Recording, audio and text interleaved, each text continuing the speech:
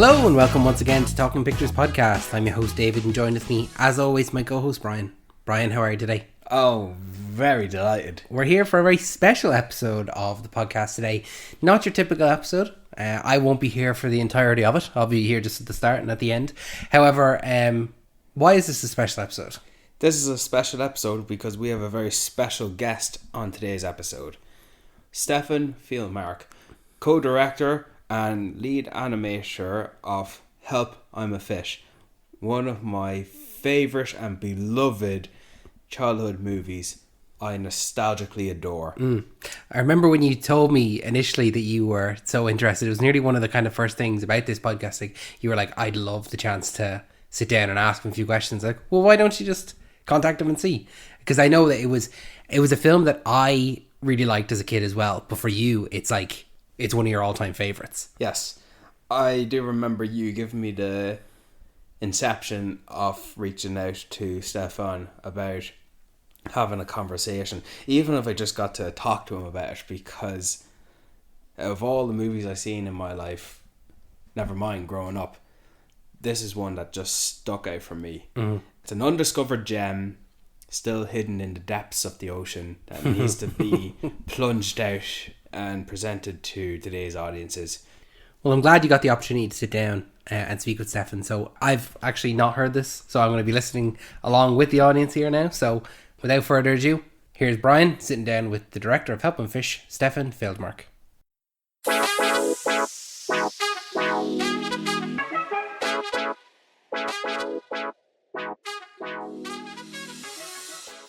Stefan, thank you so much for joining me today.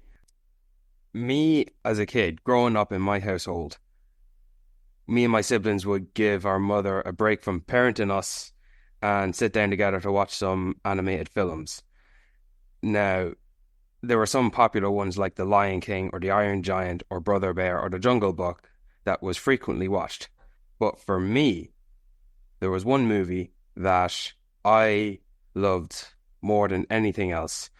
I was mesmerized with the otherworldly adventure in this film, and it remains my earliest and favorite childhood film.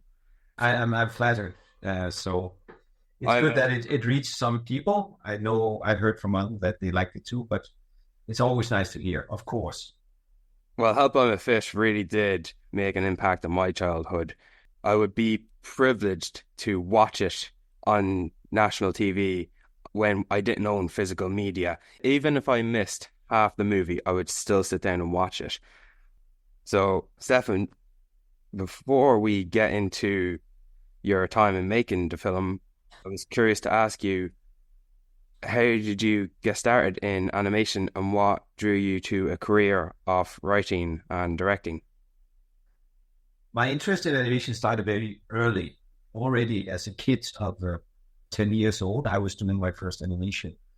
I bought a 8mm camera from my granddad, from my savings, and then with the help of my brother and a good friend, we actually got the camera mounted, and it couldn't take single images, but if you pressed the switch real quickly, you would get like three exposures. So, yeah.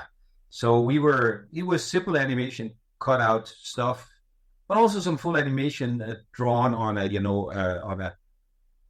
bunch of paper where we start on, the old-fashioned way. Yeah. Before the computers. We attempted, complex stuff like double exposure with the help of my brother. We had animation next to a live action character, rewound the film and then shot it. It didn't look fantastic, but for us it was great. And so I think my professional work started with a comic book, because obviously, I didn't think that actually animation would ever be in reach of me. It's so complex, so expensive, and I didn't feel that it was something I could do. So when I started my professional career, it was in comic books, and I published a comic book real early. I believe I was 17 years old. Congratulations.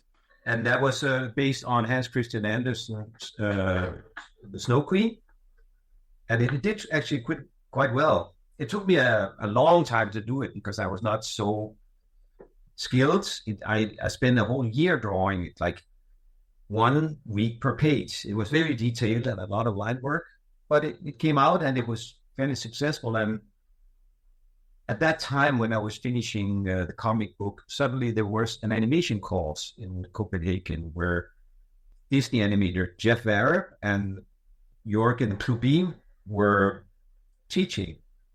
And so I thought, hey, I'm probably not going to do animation, but, at least I could learn to do better poses and, get more movement and, stuff into my drawings. And so I said, I'm going to join that course. But pretty quickly, there was a whole group of people there who felt very strongly about getting into animation. And I was super young, I was for sure not 20. You were the first pioneer in your bubble, in your family, that no one else was carved path. No. My mother tried to be an artist as she was young. She did draw one children's book, but when at that time, I believe it must have been early 70s, she brought it to a publishing house. And at that time, everything had to be very socialistic, very had a topic, very educational, very correct. And then when she came with that fairy tale of the frog who set out to find a puddle to live in, a very fantastic adventure, then it didn't really appeal to anybody. And she had to work so hard on that, and she felt so discouraged from the comments that she never took up drawing again professionally. So I was more a fighter, I must say, because there's plenty of no's in your career, but you have to keep going. I met a certain individual in the industry who said you do receive a lot of no's in that career, in the path that you may want to pursue. So it is a very challenging industry, but it still is rewarding, and it's nice to know that your mother was an artist and at least she came up with that. I will have to thank her because she always encouraged me. She said to me, Stefan, I know you can do it. Yeah. And my father was more skeptical, can you actually survive?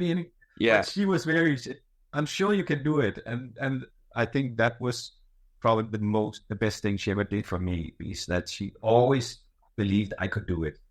She was encouraging you, whereas your father was saying, go get a job at a bank or go. He wasn't saying it, but I think, he was in his quiet mind. He wasn't, banking on this would hold up, Yeah.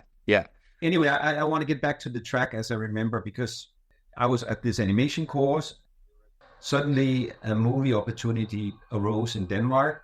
Some people wanted to do an animation film based on the comic book Valhalla. And since that was a best-selling comic book, and since there was a Disney animator in the country, I thought, let's mix that together and we can do a fantastic movie. But there was also a lot of people who didn't know a lot about anything. So there was a lot of learning to do. But I was fortunate to be hired on that project. And even if I had no skills, except from that little animation course I participated, at least I had that. I didn't shy away from hard work. And so I became an assistant first, cleanup assistant in between. And then later on, I became an animator. And the way that works actually is that I was hired as an assistant, and there was basically just one skilled animator, Jeff, who was directing the Disney animator. Nobody else had really gotten to his level yet. Yes. And we were a few young people who were starting to get it. So he was on vacation for a week. And so instead of doing my work, I actually took a scene from the shelf and I animated. And when he came back, I presented to him and said, I animated a scene. And I could either be fired there or hired. And he looked at it and said, looks good. You're an animator now. Because he needed animators, and I think he appreciated the guts I had to do it. Yeah. And so I started animating on that film, and that was really my education as animator. As always, that's how you do learn and progress, is doing, not by sitting down and listening and writing it down. You do the work. The same applies for learning how to work in the camera department or work in the rigging department on film sets. But yeah. It's nice. I must say, before I picked that scene up, it had been my everyday routine that I was working as an assistant on the film, and every day when I got home, I animated something out of my imagination. Just some shot. I did that just for exercise. I had nothing else to do than to work and to practice. And I didn't have a girlfriend at that point, so I could just spend my entire, time on that. But I mean, I think when you're young, it's a good time to put in a lot of work. I think you cannot continue like that for the rest of your life. You'll burn out. Yes. I for sure cannot work 16 hours every day and weekends. I need sun and I need, You're only human after all. Yeah. But also to have inspiration for your stories. And so that was the beginning of animation. And so later after that, film was done and it was not as big a success as we had hoped. We were 5 people who formed A Film. Yes. And this was the company where we started Help I'm a Fish, but it was not our first feature. Okay. The first feature that I did was Jungle Jack, or in Danish it was Hugo the Jungle Animal, but it was translated Jungle Jack. It was not as ambitious and not as expensive, but it was a good start. Was it translated for markets such as the US and the UK? I'm not. It was sold to different countries. I'm not sure which ones. Because I know, not to get ahead of Help I'm a Fish, it also received a new title to cater to, I believe, an American audience, which I'd rather not go too far into because I think it misrepresents the film. Yeah, I think they wanted to, they wanted to sell it like it was, there was a film called Shark Tale. Shark Tale. I think they wanted to capitalize on that. And they wanted it to look CGI, so they did a CGI cover, like a real. Yeah. They wanted it to look like something different, but I know it's a hard sell when you don't have an established property. It's really hard, even if you have a really good film. And I think looking back at them, I can still be very proud of it. Yes. But with that quality of film, if it had some already known brand name, it would have been much easier to sell it. Intellectual property. Yeah.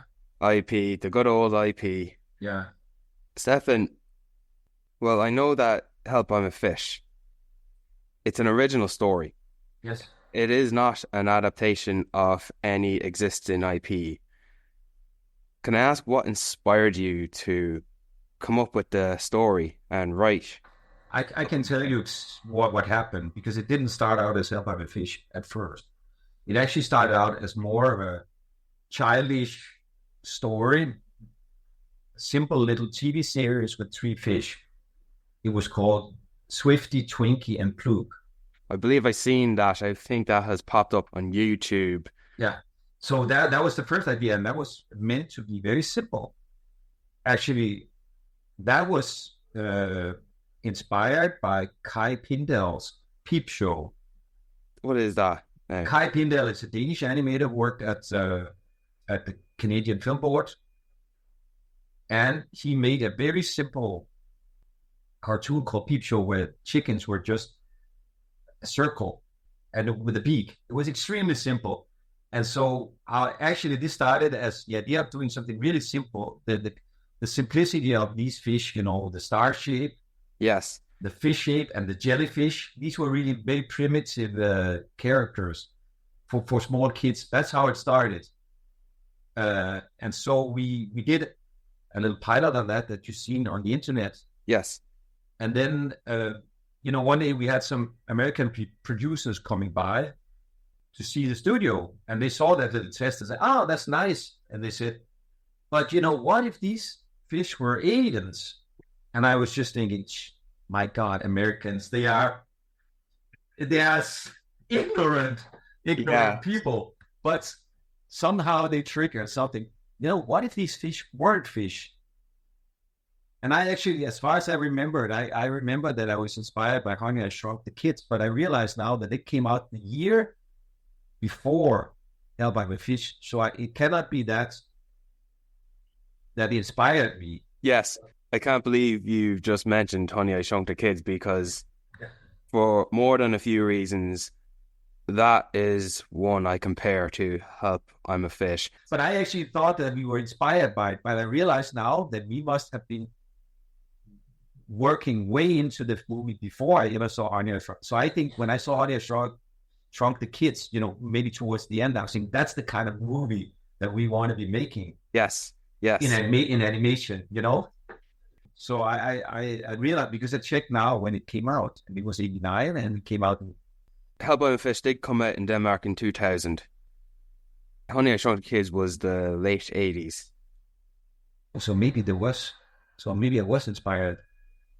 So maybe it was 1989.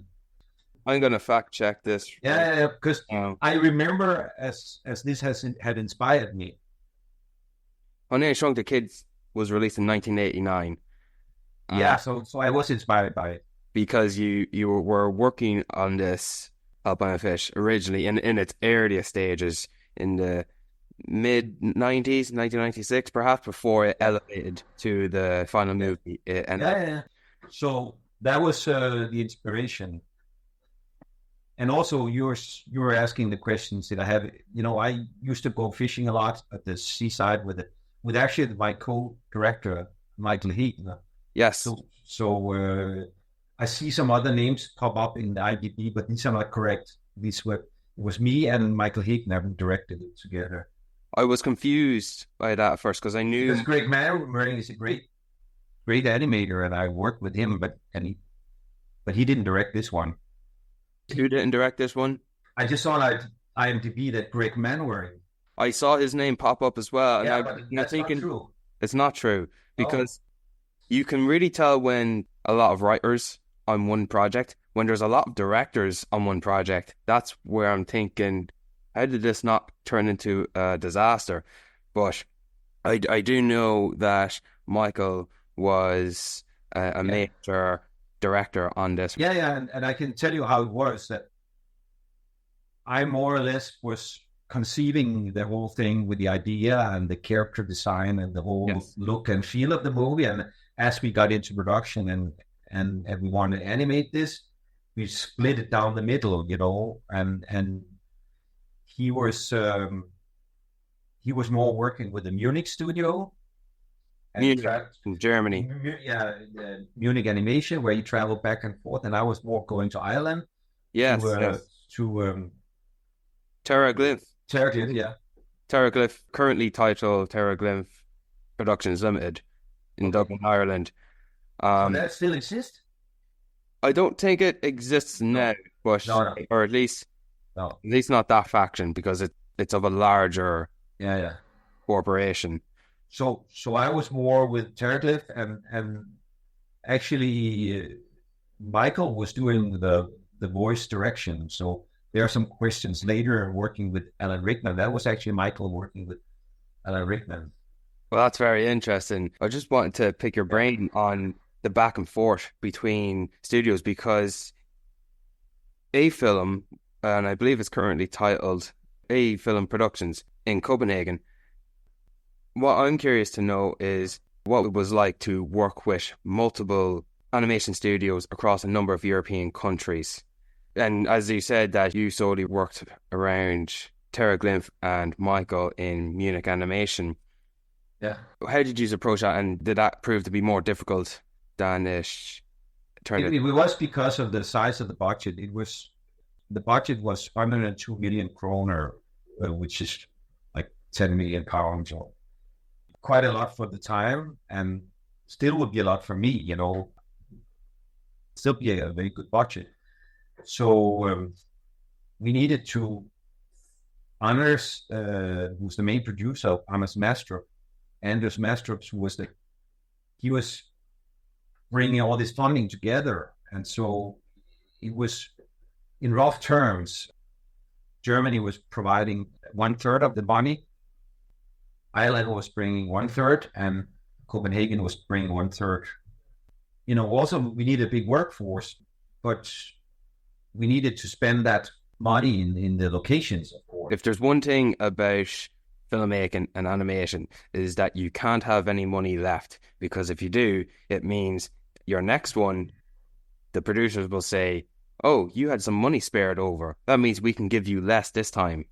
But we managed to get it done anyway. So, but that was the reason, and I it was cool to work with. Attached to Terabit, there was also a Madrid studio. Yes.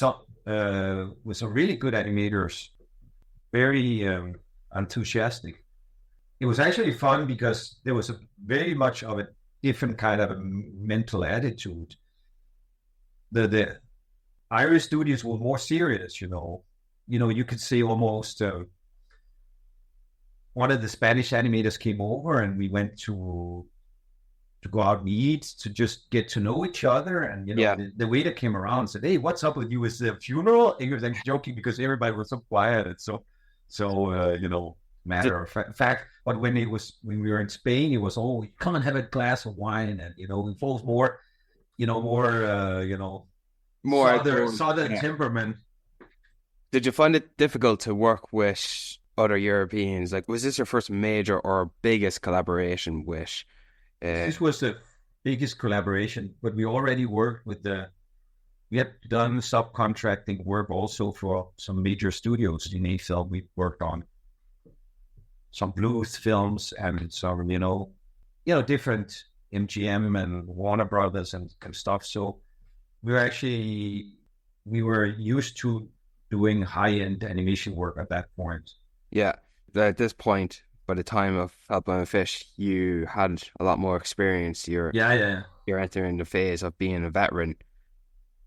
Yeah, we knew how to get high quality animation done, And speaking of the animation, the film uses traditional 2D animation with elements of 3D animation incorporated throughout. Yeah. Specifically, the aquatic life in the opening sequence. Yeah. The short, quick scene of Joe and the shark before he consumed the antidote and started speaking, but most notably, the octopus scene. Yeah. Were these attempts to explore the capabilities of 3D animation as opposed to restricting yourselves or just sticking to the 2D animation? I think the technology at that point was, there were opportunities with 3D animation. Wasn't really ready to do a full film. And even I love 2D animation. So if I had the choice, I would actually choose to do a 3D film. I'm strictly for my own taste. Yes. But I like 3D animation also. But I can say the separation, what distinguished what was done with 3D and 2D was that the lifeless fish were done in 3D. And that's why you find that Joe, before he transforms into the species, he's CT. Yes. He's CT and more stiff, more perfect, more photorealistic. Yeah, more realistic. And then when he's animated, he's more squishy and stretchy. And so that was the idea. But also when you have to do big schools of fish and stuff, it was an advantage to have CGI, to have, flocks of fish or jellyfish or stuff like that. This would have been hard to draw. I can only imagine the discussion in creating the octopus, because I'm sure it would have been very difficult to do in 2D. But would you have stuck to keeping that 2D if you could, looking back? I think the choice was pretty good to have that difference between, the more lifeless fish. Yeah, lifeless. And I think that would make sense. Yeah. But I think if it was done today, it probably would end up being 3D, for many reasons. As unfortunately the way it goes, there's not too many 2D animated films. Because, the 2D that is really amazing, it's like Klaus, for instance, when they take 2D animation and then, render it so it has a more fuller look. I think that accommodates more of an audience who's used to more elaborate imagery, but Yeah. still it has the charm of 2D. So I think that was very well done. I wanted to pick your brain about the story and the characters, Yes. if you'd indulge me. Yes, of course. The children that turn into fish are a brother, his younger sister, and their cousin, Yeah. as opposed to being a group of friends or a school kid and his victim he bullies. Similar in the same vein as Honey, I Shrunk the Kids, I suppose. Yeah. Kids who get shrunk are a set of siblings. Yeah. Yeah. I I'm wonder, not sure. I'm not sure how it came about. I must say that I felt very close to the character of Fly myself. You know, with all his flaws, also being a little over cocky, and that was something I could relate to. yes, But also the fact that he started out with a lot of energy, but then he's actually sick at one point. And this was also like that in my own life, that I was a few times in my life, 2 times where I was really sick and wasn't able to work. And so it was easy for me to identify with that character. It's full of energy, full of a, he's able to hustle the bus driver into letting him and his group to come on board, and he tries to be sly and cheeky to steal the antidote from Joe, and he just exudes full confidence without really thinking about the ramifications of the situation they're in. For instance, when he finds Stella and he thinks, look, we're fish, isn't that cool? Without actually thinking what Chuck is thinking, we're fish, and yeah. we are going to remain fish if we don't get the antidote. And while I'm just Or it is like reason and emotion in a way. They're like two opposites. yes, And that's always good to have a conflict of opposites. But my little sister was called Stella. that's where the So name came from. Stella means star, you know. Yes, yes. So to have Stella being a starfish just is the natural choice. I think the decision to make the children be a regular fish, a jellyfish, and a starfish really stands out and represents the aquatic life you'd find in the ocean, as opposed to all the children just being typical general looking fish with Yeah, it's good that they have different, appearances. yes, color, shape, and personality. You know, where Stella is very young and innocent, and Fly starts out being very cocky, but also learns a lesson, you know, that he couldn't do it by himself, you know, and the Chuck also evolves, you know, from being very much, Chuck gains some self confidence. yeah, because he's forced to not just be the no sage, he's forced to actually make solutions. Yes, And rather that was the clear idea, is that they swap roles. yes. I think that that's a very strong point in the movie, especially for the characters. I not only like that they're cousins as opposed to friends, because when they're cousins, there's a good reason for them to start out in animosity, that they may be family, but they may not like each other. Yeah, Throughout the movie, there's their reasoning for arguing all the time and not even getting along and being two separate ends. And then when they swap roles, Fly ends up having to use his brains and his wit and his hustling skills to outsmart the villain, while Chuck decides to not complain about what won't work and come up with a plan to save themselves. And even Stella has to do a grown-up thing by having to say goodbye and let Sasha go because Sasha can't come with them. That's that's not exactly how it was thought. The way you say that, that's exactly how the and, thinking was. but even more so, and I hope this gets a lot of love and attention. Their Aunt Anna, Chuck's arrogant mother, who I really love, Yeah, in the end admits her fault for falling asleep and seeks to apologize to her sister, and eventually towards the end becomes a better person. yeah. And to me, that I really paid attention to that. That stood out for me. because throughout the movie she was just this. She was similar to Chuck in a way where she would complain, but nothing would be her fault. Yeah, exactly. No, but that's true. And actually, as you say it this way, even mom and dad are the ones who really don't grow so much. They're more consistent. But that's okay. You cannot have all characters cannot develop in a movie, you know. Yeah. Well, even more so on that, when you mentioned that the parents have their own storyline, when they search for their children, that storyline does not interact with the storyline of the children when they're fish. The adventure with the children as fish starts and ends with them. And when it comes to a conclusion, the situation the children find themselves in is resolved just in time for them to find themselves back in their parents' company.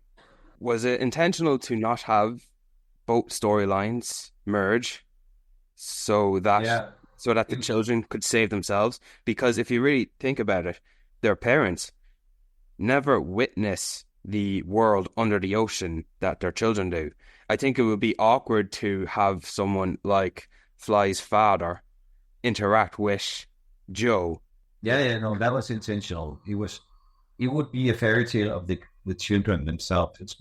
It's like Peter Pan when the kids go off on an adventure and then they come back to the parents and the parents just see a glimpse of the world, but they don't see the full world.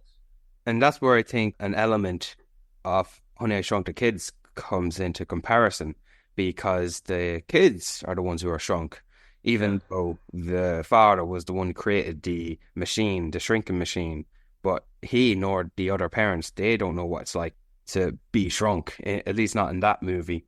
So I can tell you one thing about the story and how we approached it is that the idea was that everything should be realistic. I mean, within a cartoon. Yes. Except for the potion. Everything else should be real. Maybe we made a few mistakes, but that was the idea. Without the potion that turns them into fish and turns fish into intelligent fish, yes, everything would be a normal world.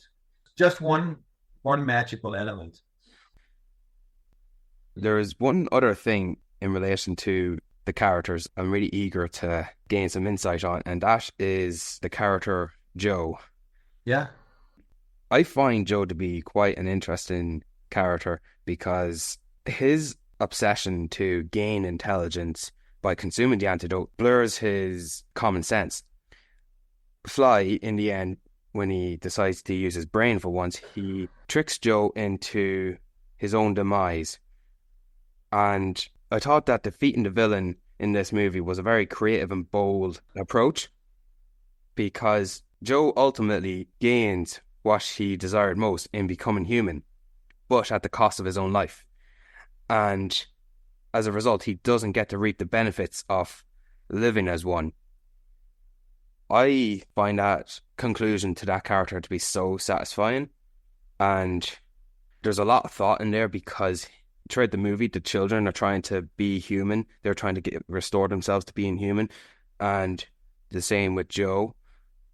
But he becomes human first, putting himself in a position of power because he's grown into a human, but without realizing he's still underwater. But that is exactly how it started. We thought it would be cool that he dies by his own sword in a way, you know, that he's lust for human life and intelligence is really what does him in, you know. Was it always intentional that he would end that way? And did you think maybe that it was appropriate for an animated film?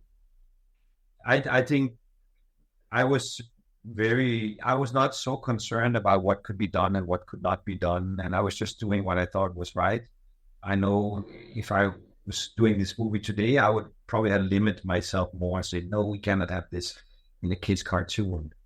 So today I probably wouldn't do such a dark scene, you know, in a children's cartoon. But I like that I did it because I was self-confident enough to say, oh, we can get this done this way, you know, this is the way I want it, you know. So I wasn't afraid to make it too dark. But there's one thing I do regret, probably the one flaw of the movie, in my own opinion, is that we were very preoccupied by always pushing the drama, and that's keep the drama so exciting that it was always a new cliffhanger, always a new drama, Yeah. all the time. That I would have loved for us to spend a little bit more time enjoying the magnificent ocean and the beauty of it, and not being so much in a hurry to push the story forward. Yeah. This is one thing I regret today. So if we could have taken some of that darkness out and shortened it a bit, so there would be a bit more time for, the whole Nazi empire of Joe and stuff. It was very stretched out. Yeah. That could have been shorter to give more time to experience this magical world. I think you touched on it a little bit with Fly and Stella. Yeah, I know. It's not completely missing, but I would just have liked to have done more with that. Yeah. I've had a few thoughts myself if this movie were ever to be revisited or go back in time and, knowing what you know now, make a few changes. I think I would agree with you, but there was so much in this movie that someone like me growing up and watching it, I wouldn't change it because... No, but you can't change things backward. But if it was remake, I would probably shorten a bit of Joe's empire and give a bit more time to see that beautiful world down there. Well, you did definitely execute some of those shots. I sit down in silence when I watch the opening sequence, listening to the melody, Ocean Love. Yeah. That's a beautiful opening to a movie, juxtaposed to a banger of a song. Yeah. The main song, Little Yellow Fish. Yeah. I was hoping to talk quickly about the voice actors and the casting process for the film. I know you said Michael was responsible for the voice directing. Did you have any involvement, particularly when selecting the late great actors Alan Rickman and Terry Jones? I think I don't remember who were the sort of casting directors on this. I don't remember, but I know we were presented with different options, and we were just thrilled when Alan Rickman became an option. But I think we reached out and had some suggestions of what could be done, what would be doable within our budgets. We knew that we were going to have a couple of stars on it.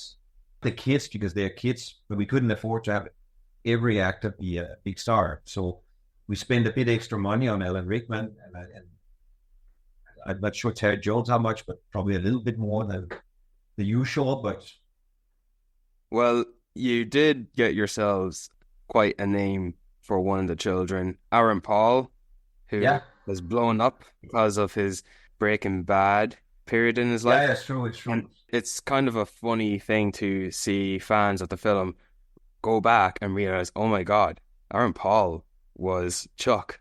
That's true. But this movie, I believe in the credits, it said that casting was done in both the UK and the US. Was there a particular reason why casting was done in countries so far apart as opposed to, let's say, the UK? First of all, the original language was English. It was animated to the English. Interesting, because originally created in Denmark, but the final version is animated using English-speaking characters. Yeah. So we animated to Alan Rickman and so forth, and they were stopped like any American movie would be. I think it was about the talent, that there was some British talent. I remember as it being recorded in Canada, the dialogue in Britain and in Canada. Yeah, I think Canada was also part of the casting process. North America. Yeah. But Joe the Fish, the reason why it was called Joe the Fish was actually inspired by Joe Pesci. Really? Pesci means fish. So that was the first idea. If you translate Joe Pesci, it means Joe the Fish. Joe the Fish.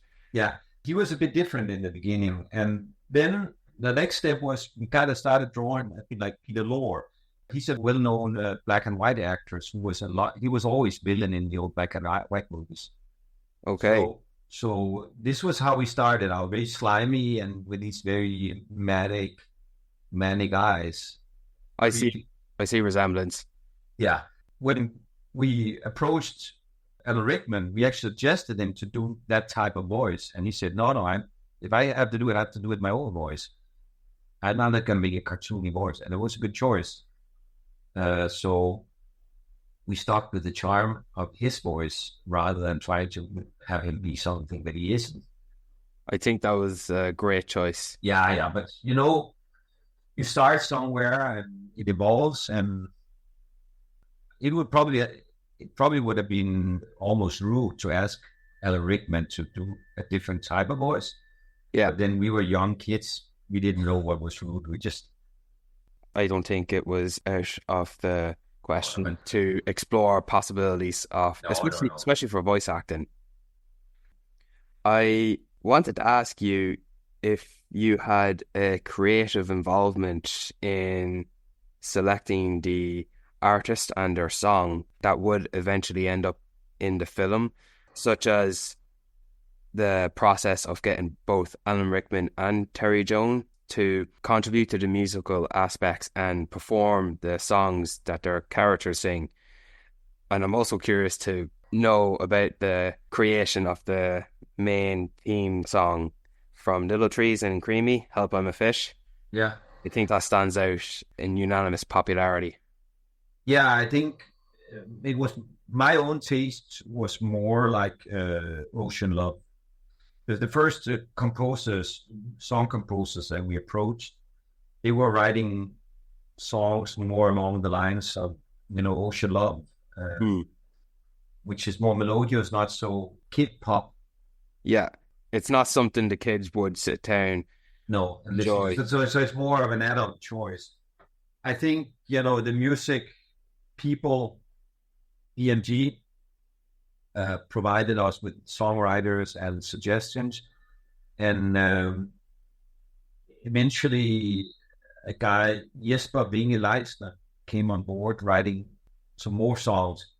And I think he wanted to just push all that grown-up stuff away, just do a lot of kiddie songs. Yeah. But I think we found a balance where we stuck to some of the more melodious thing more, and then put in some of the more kid-friendly songs. Yeah. Did you like the song Alan Rickman as Joe performed, Intelligence? Because that may not be too popular as the other ones or kid-friendly, but not just that. It really does tell you what his plans are and what his ideas are and what he wants. I think his lyrics in the songs really says a lot. What I really liked was this was written by the songwriter, the dialogue just ahead of the song, and every little bubble rose to this. There's this little poem that he says before he starts singing. Yes, I don't remember the words anymore. But once there was silence, and not as big of sound inside. And then every little bubble, I think that was brilliantly written. Burst this way to the light. Yeah. So I think those lyrics were maybe even better than the song. That poem, I think, was brilliant. And that was one of the songwriters. And I went on to write some scripts with this guy because I like his writing so much. The musical elements and certain dialogue scenes work well with certain imagery, with the shot of Joe coming from the darkness and then the shape of shark behind him. I believe that's on the poster cover as well. Yeah. It's very creatively done. And yes, it caters to a kid's film, but adults like myself can find enjoyment in it. I never thought I could ask a question like this to someone like you. Wait. I know you mentioned that what you would do differently if you were to redo this, but do you think in this day and age of filmmaking and animation, could this movie receive either a remake or a sequel? I would love to do it, but and I was thinking there was the whole plan at one point to do a TV series even, but where we get back to the story where the ocean has in fact risen. Yes, and the world is flooded, and so there is the need for a solution. And there is an adventure that takes us to old Atlantis under the water for a solution to save the world. This was written out as a TV series idea, and that didn't happen because there wasn't the agreement between the producers, because it was a hard production to do, and I think there was no, between the German producer Eberhard Jungersdorf and our side. I think we were basically done working together because it was too hard, and then there was not the inclination to work together again. If somebody gave me the possibility of doing a sequel, I would love to do it. And would you do it in 2D or 3D?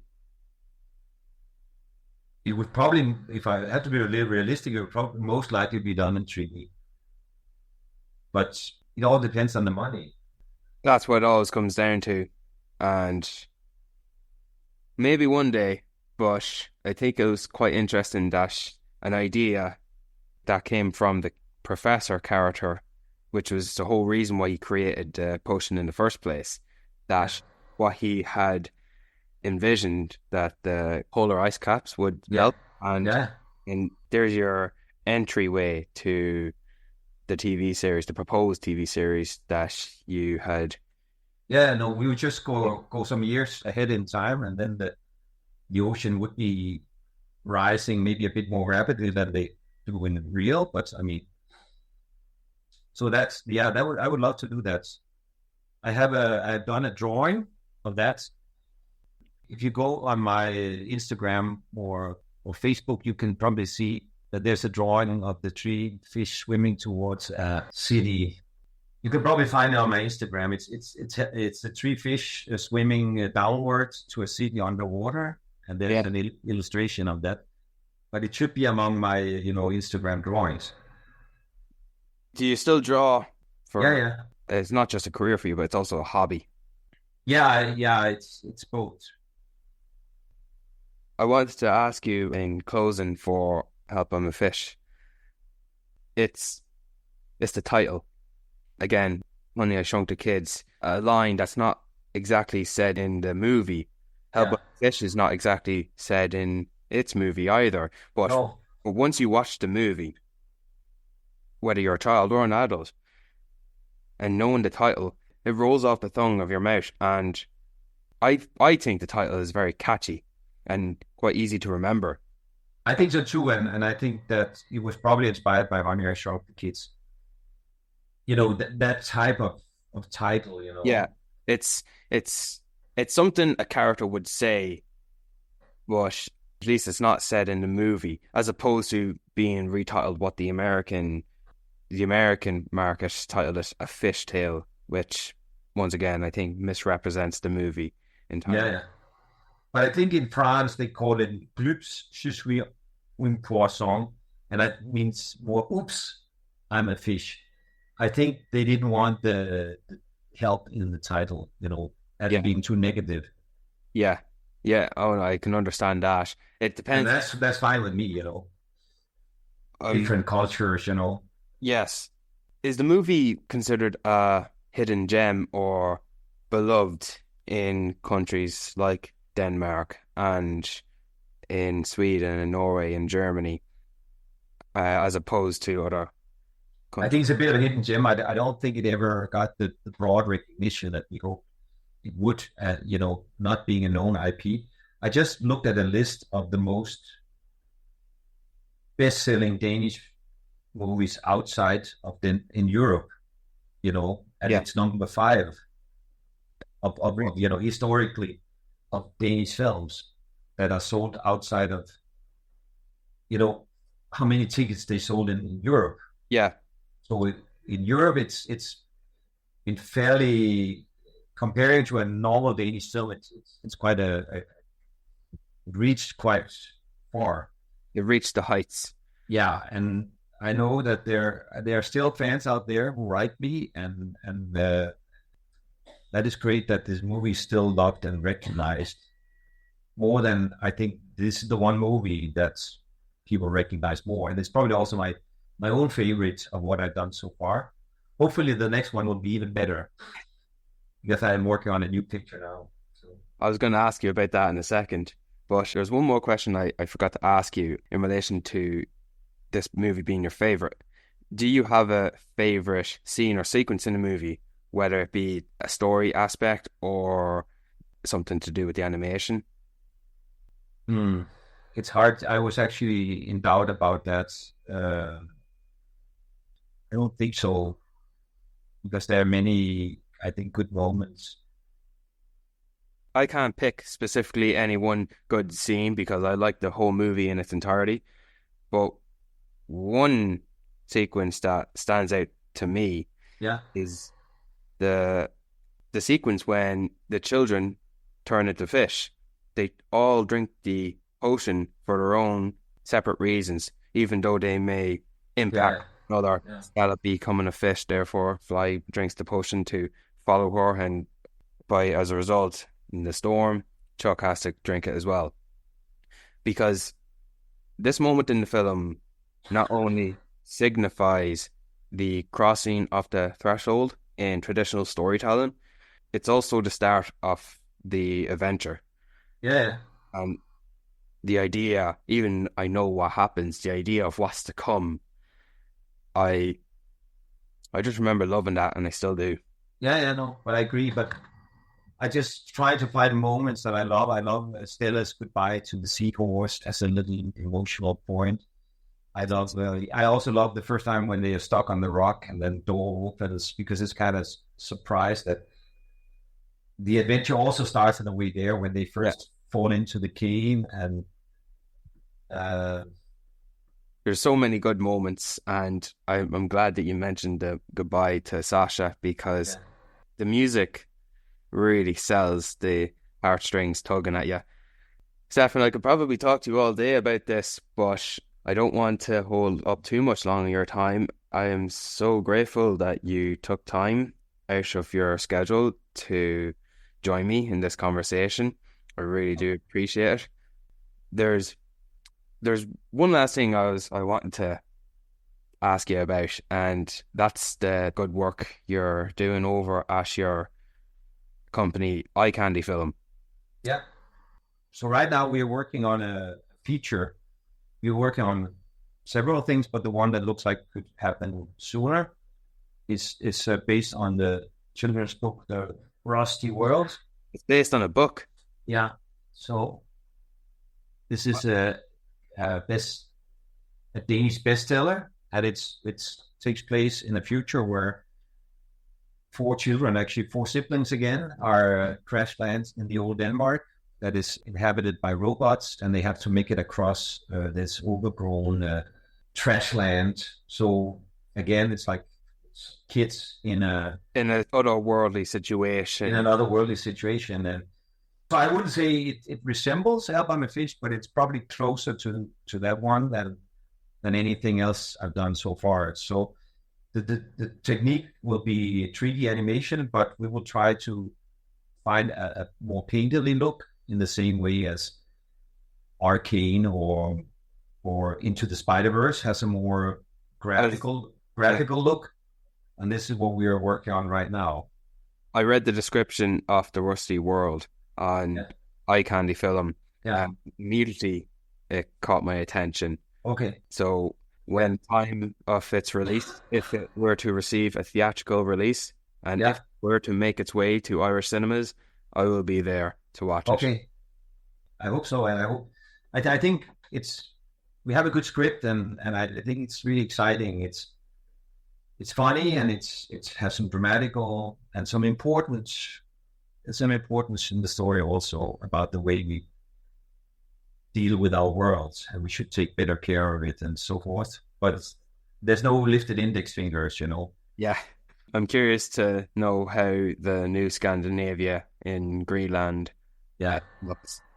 But yes, very eagerly excited for that one. And I wish all the best for you and your team.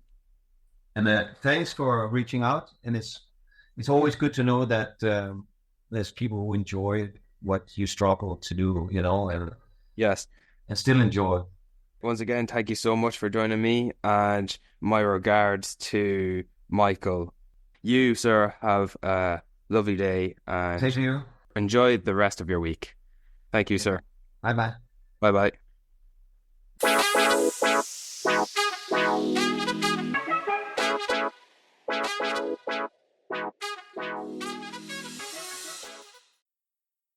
Well, there you have it. Brian, how did it feel to get the chance to sit down with Stefan and talk about one of your favourite childhood movies? I feel very gracious and grateful to have spoken with Stefan. I not only have some questions I had answered, I also feel like I have some inside knowledge about the making of the movie. And the fact that Stefan took time out of his busy schedule to have a conversation with me about this film, there's no one else like him. To take the time to do that as a fan, never mind the profession I'm in. The only word I can sum up to is gratefulness. Yeah. And we really, really appreciate Stefan for taking the time to sit down and talk with you. And I appreciate you reaching out to Stefan. You know, like, I'm sure that there's a few people listening here now that also find Helping Fish to be a gem from their childhood. So the ability to get a little bit more in-depth knowledge, you know, I know that for me, I've learned a thing or two now from listening to that interview. So thank you very much for contacting Stefan, and thank you very much for Stefan for giving us his time. I look forward to all the projects he's working on, including The Rusty World, of which I hope gets a international theatrical release. Yeah, I'm looking forward to that as well now. It's not one that I had on my list, but now we'll definitely keep our eye out for. Well, thank you, Brian, for conducting the interview. Thank you so much for Stefan for giving us his time. And thank you for listening to this episode of Talking Pictures Podcast. Make sure that you check in with us every single Wednesday for a brand new episode, as well as bonus episodes every other weekend. You can follow us on all of our socials. We're on Facebook, Instagram, Twitter. We're on TikTok. We're on Letterboxd. We're absolutely everywhere. If you have any suggestions or topics or anything like that you'd like to hear us discuss, make sure to send them in to talkingpicturespodcast1@gmail.com. And make sure you keep up to date. Brian, any final words? Thanks, David. Thanks, Brian.